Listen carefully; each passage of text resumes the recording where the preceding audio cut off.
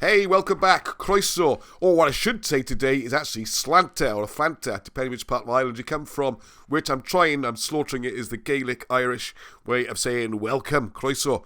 And because today, as we all know, March the 17th, is the day when Ireland celebrates their favourite Welshman, who is St. Patrick. You know he was born in Wales, right? From near Cowbridge. All right, another video on him soon. Not everyone seems to know that. But there we go, it's fairly well known. Right, but just as importantly, or according to Bob Morgan, who sent me this story to read, and thank you also to Patricia Gilcash, who put me on to this, I had heard something in the back of my memory, and I thank them for bringing it to my attention.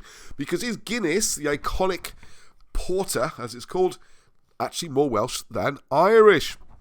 So, thank you, Bob, for this. If you know some other stories from Welsh history, please let me know and hit the notifications and subscriptions, because there'll be more and more of them coming up, and they are fun and interesting, and we should all know them.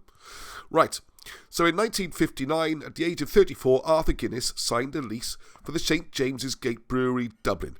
He leased the brewery for 9,000 years at an annual rent of £45. Nice deal if you can get it. The brewery was at the time only 4 acres in size, disused, and had little brewing equipment. Despite this, Arthur quickly built up a successful trade, and by 1769 he began to export his beer to England. Now, the key thing is, and I'll show you some pictures at the end, 1770s, Arthur began brewing a porter.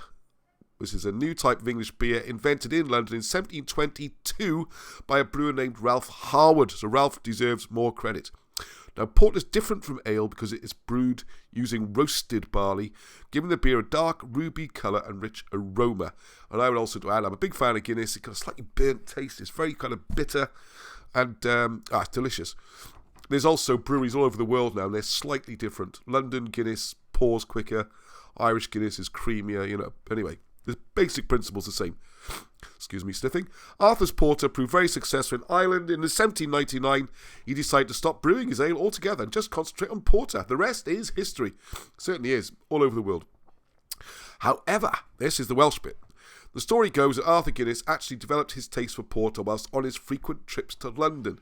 So if you're going from Dublin to London and back, you have to go Holyhead, the island at the top of Wales, train all the way down to London, and that's the route. I've done it, rugby tours where instead of in London.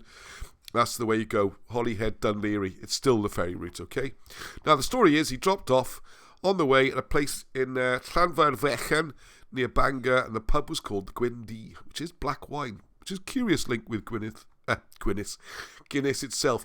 Now, some reports say it was called, he had a drink called Guinness, darker, smoother, and deeper than porter, basically same as modern Guinness.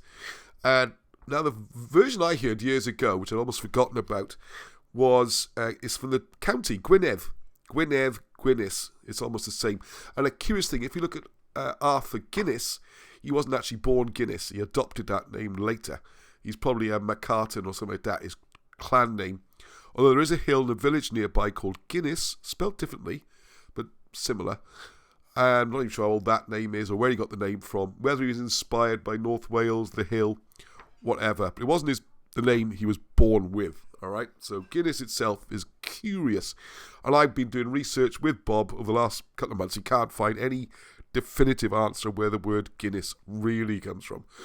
Anyway, the other story is, cut this short a bit, that he wanted to bring the porter back to Ireland to show it off, try it out, see if people liked it, whatever reasons, copy it, and it doesn't travel very well. So a train ride all the way from London, it would have been not very good. So there's someone here who's a bit of a brewing expert. He was saying that Welsh historian Dainiol ap Dafydd, what he'd have to do is get over the pass first, basically to the coast, and then just take it across on the ferry. So that's why it does tie in with the North Wales. All right, there's a story. This is actually from the Irish Post. So there you go. It's not just me being a Welshie. This is acknowledged, this story. So is Guinness actually more Welsh than Irish? The iconic brew. Then we got this guy here, Tom Adamson, who's a brewer at Anglesey Brewing Company. He's playing this story. Good for you. From 2019. That was 3 years old, this story. And it's the same story, back and forth. An establishment, the Gwyndy, the black wine. And the owner had been brewing this dark beer for a few years, and he finally asked for the recipe. And the owner, being a good Welsh boy, said, yeah, there you go, but Don't worry about the millions and millions and millions you're going to make with your breweries all around the world, like Nigeria, London, America. Just have it, but there you go, there's the recipe. I'm sure Arthur went, thanks, there you go. Here's a shilling, my peasant. So anyway, I'm not trying to stir things up here, I'm sure it's all fine. Right.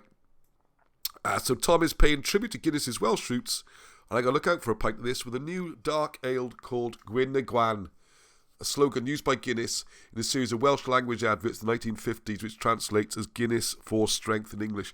It reminds me then there was some other campaigns up until quite recently. Guinness is good for you, which it was banned in the modern world, not factually correct or something. I don't know. It's all become puritanical.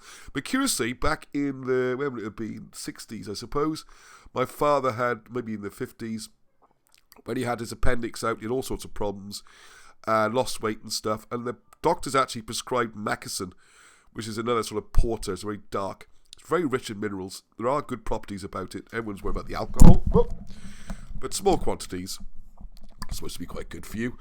I'm allowed to say that anymore? I don't know. Anyway, whether you believe Tom's tale regarding the origins of Guinness is up to you. One thing we can all agree on, however, is nothing beats a pint of the stuff. I'll be holding my virtual pint up. I did have a pint lunchtime. Very nice. This is not a Guinness advert. It's about this another interesting story that you might have known, you might not have known, but you should know. So remember, hit that notifications and bell. All the videos are going to be very short. When you get a little update, it'll be something else. And there's loads and loads of fascinating stories from Welsh history that I'm sure you'll enjoy. So until the next time, peace, which is Heddwch.